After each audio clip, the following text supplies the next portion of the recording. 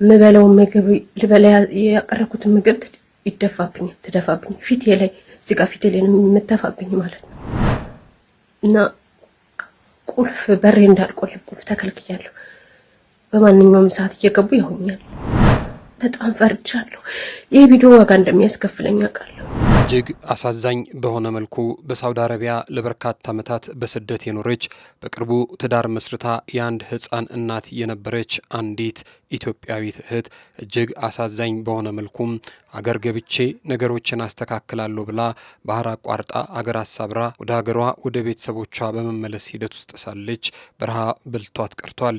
ይህ የአንዲት ኢትዮጵያዊት አሳዛኝ ታሪክ ነው። በሌላ መልኩ እዛው ሳውዲ አረቢያ ላይ ይሆንልኛል፣ ያልፍልኛል፣ ሰርቼ እለወጣለሁ ብላ ያለች እዚህ ምስሉ ላይ የምትመለከቷት ግለሰብ ማገልገል የገባችበት ቤት ውስጥ በቁም እየተሰቃየች እንደሆነ በብዙ ትገልጻለች። ሳልሞት ድረሱልኝ፣ ከመሞቴ በፊት ይህንን ለሚመለከት ኢትዮጵያዊ ለኤምባሲና እኔን ማዳን ለሚችል ሰው አድርሱልኝ ስትል ትናገራለች። ዛሬም እህቶቻችን በአረብ ሀገር የሚከፍሉት መከራና ስቃይ እንዲህ በቀላሉ የሚነገር ጉዳይ አይደለም። ባህር አቋርጠው አገር አሳብረው ካልሄድን የሚሉ ወጣቶች ብዙ ናቸው። ቤተሰብ ተበድሮ ተለቅቶ ይልካቸዋል። ነገር ግን በመሃል ጥማቱ ሀሩሩ የሚገድላቸው በረሃው በልቶ የሚያስቀራቸው ብዙ ናቸው። ያች በሳውዲ አረቢያ ለበርካታ ዓመታት በስደት የኖረችና ትዳር ይዛ ገና በቅርቡ የወለደችው ሀና የተባለችው እናት ምንድን ነው የገጠማት? ወዲህ ደግሞ ሰው ቤት ገብታ የቁም ስቃይ ላይ የምትገኘው ደህንነት የተባለችው ግለሰብ ምን እየሆነች ትገኛለች?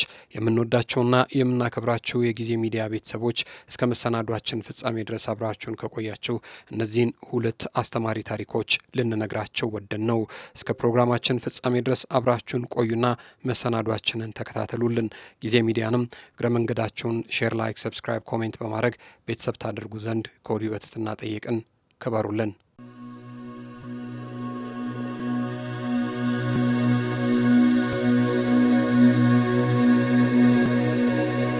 ይህች ምስሉ ላይ የምትመለከቷት ግለሰብ ደህንነት በላቸው ትባላለች። ደህንነት እንደ አብዛኛው ኢትዮጵያዊ ሁሉ እልፍ ብል እልፍ አገኛለሁ በሚል አይሆኑ ሆና በብድሩም በልቅቱም ተወጥራ የራሷንም የቤተሰቦቿንም ሕይወት ልትቀይር ባህር ማዶ ከሰው ሀገር በሰው ቤት ተቀጥራ ለመስራት ታምራና ዛሬ እንዲህ በቁም ስቃይ ውስጥ ሆና ይህንን መልእክት ካስተላለፈችበት የአረብ ቤት ትገባለች። ደህንነት በላቸው በአሁኑ ሰዓት በሳውዲ አረቢያ ምድር ሰርቶ ለመለወጥ የገባችበት ቤት ውስጥ ከሚደርሱባት ግፎችና መከራዎች ጋር ተያይዞም በከፍተኛ ጭንቀትና ችግር ውስጥ ወድቃ ወገኖቿን በሕይወት እያለሁ እርዱኝ፣ ድረሱልኝ ትልይዛለች። ሳልሞት አድኑኝ፣ ከሞትኩ በኋላ ከንፈራችሁን አትምጠጡልኝ፣ ዛሬ በዛም በዚህም ብላችሁ አውጡኝ እያለች ትገኛለች። እንደ ደህንነት ገለጻ ከሆነም ለስራ ብላ የገባችበት ቤት ውስጥ እጅግ ብዙ በደሎችና ግፎች እየተፈጸሙባት ይገኛሉ። ደህንነት የተፈጥሮ ጥሪዎቿን ለማስተናገድ እንኳን በብዙ አልታደለችም። እንደው ድንገት ቀን ላይ ሽንቷ ቢመጣ የምትሸናበት ቦታ የላትም። መጸዳጃ ቤት የሚፈቀድላት በቀን አንዴ፣ እሱንም ማታ ብቻ ለደቂቃ ያህል ነው። ቀን እንዲያ ያለው የተፈጥሮ ጥሪ ቢገጥማት ሽንቷን ቢወጥራት እስከ ማታ ከመጠበቁ ውጪ ምንም አይነት አማራጭ የላትም። በዚህም ሳቢያ ከዚህ ቀደም በተደጋጋሚ ኩላሊቷን ታማ ብዙ ጊዜ ሆስፒታል ስለመሄዷም ትናገራለች። ምግብ በስርዓቱ ቁጭ ብላ እንድትበላ እድሉም አልተሰጣትም። ለምግብ ከበዛ የሚሰጣት 15 ደቂቃ ብቻ ነው። በእነዚህ 15 ደቂቃዎች ውስጥ ታዲያ ምግቧን ሳትጨርስ ከቀረችና እንደው ድንገት አሰሪዋ ከመጣች የያዘችው ምግብ ፊቷ ላይ ተደፍቶባት ጡጫና እርግጫም ይከተላት ይዟል። ከቀረው ዓለም ጋር በተለይም ከቤተሰብ ይሁን ከዘመድ አዝማድ ጋር በኢንተርኔት አማካኝነት እንድትገናኝ ተፈቅዶላት የነበረው በቀን 1 ሰዓት ብቻ እንድትጠቀም የፈቀዱላትን ሰዓትም ከልክለዋታል። ከናካቴው ኢንተርኔት የሚባል ነገር አታገኝም። በዚህም ምክንያት ቤተሰቦቿ እንዴትና በምን አይነት ሁኔታ ውስጥ እንዳሉ እነሱም እሷ እንዴትና በምን አይነት ሁኔታ ውስጥ እንደምትገኝ ማወቅና መነጋገር አልቻሉም። ይህንን መልእክትም ያስተላለፈችበት ኢንተርኔት እንኳ በአጋጣሚ አግኝታ ተደብቃ ቀርጻ እንዳስተላለፈችው ትገልጻለች። ያም ቢሆን ግን ይህንን መልእክት ቢያዩባት ቀጣይ ጣፈንታዋ ሞት እንደሆነ በእርግጠኛ ትናገራለች። የተቀጠረችበት ቤት አባወራ በገባ በጠባ አንገቱ ላይ በሚጠመጠመው ጨርቅ ከዛሬ ነገ እገድልሻለሁ እያለ እንደሚያስፈራራትም ገልጿል። እንደ ስሟ ደህንነት የማይሰማት ደህንነት በላቸው ከሞት ቀድማ ይህንን መልእክት ድረሱልኝ ስትልም አስተላልፋለች። ኢትዮጵያውያን ባካቸው ኤምባሲዎች እንዲረዱኝ አድርጉ፣ ኤምባሲዎችም እርዱኝ የሚለው የደህንነት የድረሱልኝ ድምፅ ዛሬ እያንዳንዳችንን በር እያንኳኳ ይገኛል። ዛሬ እኔ አላውቃትምና የቤተሰቤ አካል ወገን አይደለችም ልንል አይገባንም። ወገን ነች፣ እህት ነች። ይህንን መሰናዶ የምትሰሙ የምታዩ አቅሙ ያላቸው ይህችን እናት ከመሞቷ በፊት ልናተርፋት ይገባል የሚሉም ብዙ ናቸው።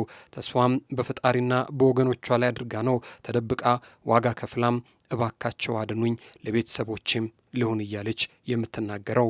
ደህንነት ይህንን ቪዲዮ ለሚመለከተው የመንግስት አካል ለኢትዮጵያ ኤምባሲና በሳውዲ ለሚገኙ በጎ አድራጊዎች እንዲደርስ እባካችሁ ሼር በማድረግ ተባበሩኝ ትላለች። ምናልባትም የደህንነትን ቪዲዮ ሼር በማድረግ ሌሎቹ እንዲደርሳቸው በማድረግ መካከል ውስጥ አንድ ህይወቷን ሊታደግላት የሚችል ሰው ሊመለከተው ይችላልና ሁላችሁ ይህንን ቪዲዮ ሼር አድርጉላት። ደህንነትን አግኝተን ማውራት እንፈልጋለን የምትሉም ካላችሁ ሀሳብ መስጫ ሳጥኑ ላይ ባስቀመጥንላችሁ የስልክ ቁጥሯ ልታገኟትና ልታነጋግሯት ትችላላችሁ።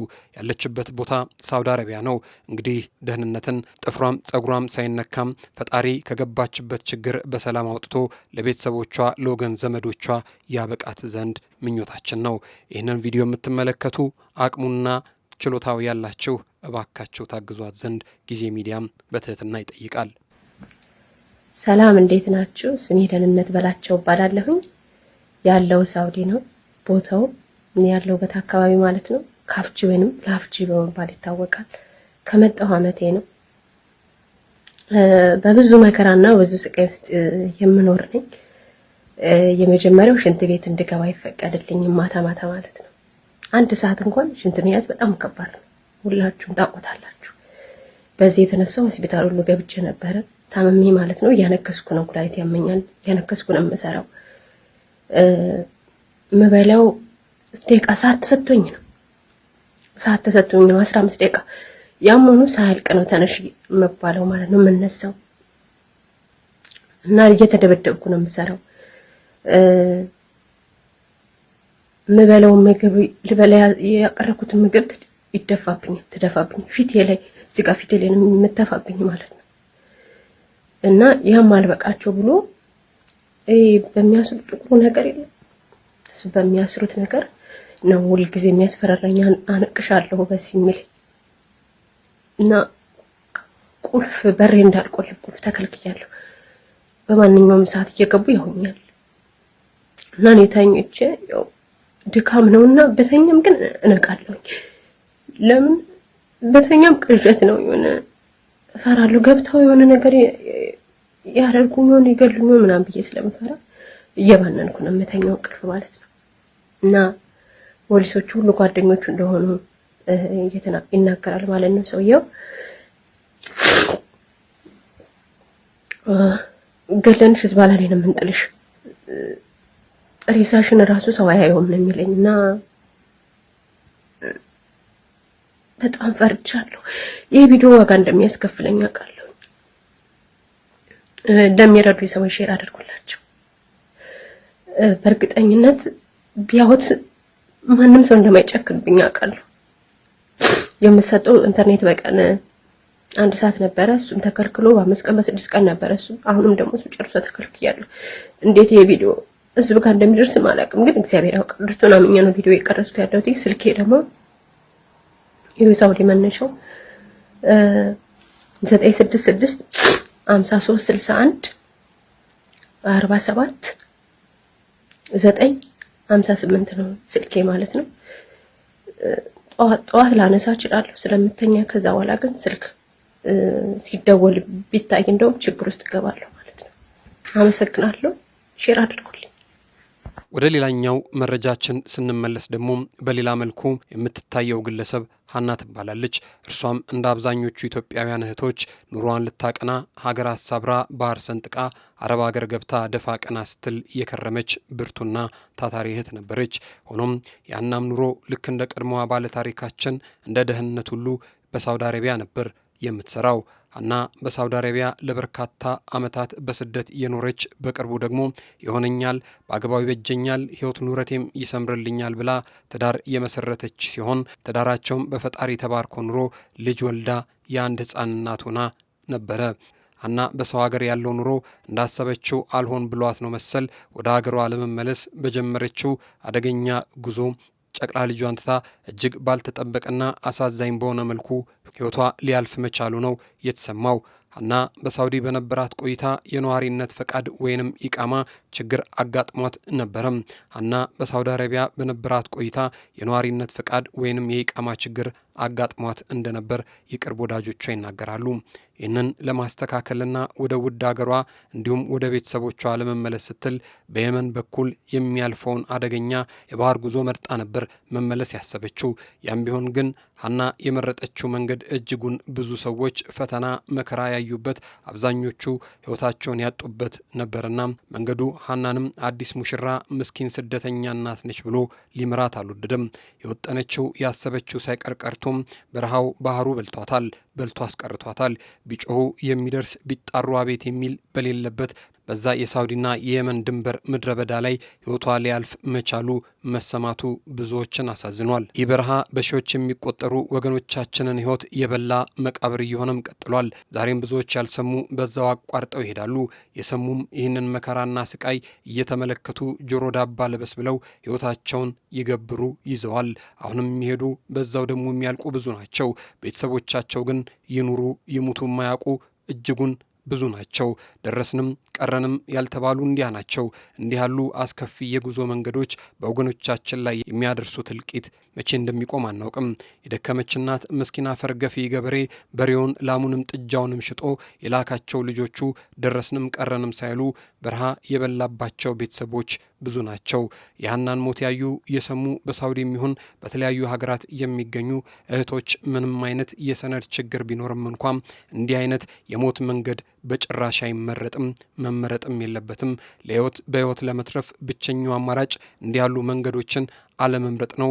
በሕይወት ኑረው የመጣውን መቀበል በስንት ጣሙ እያሉ ይመክራሉ። እኛም ይህንን የሚያዩ የሚሰሙ ባህር አሳብረው ሀገር አቋርጠው ወደ ባህር ማዶ እንሄዳለን የሚሉ እህቶች ካሉ ከዚህ ተማሩ ልንላቸው እንወዳለን።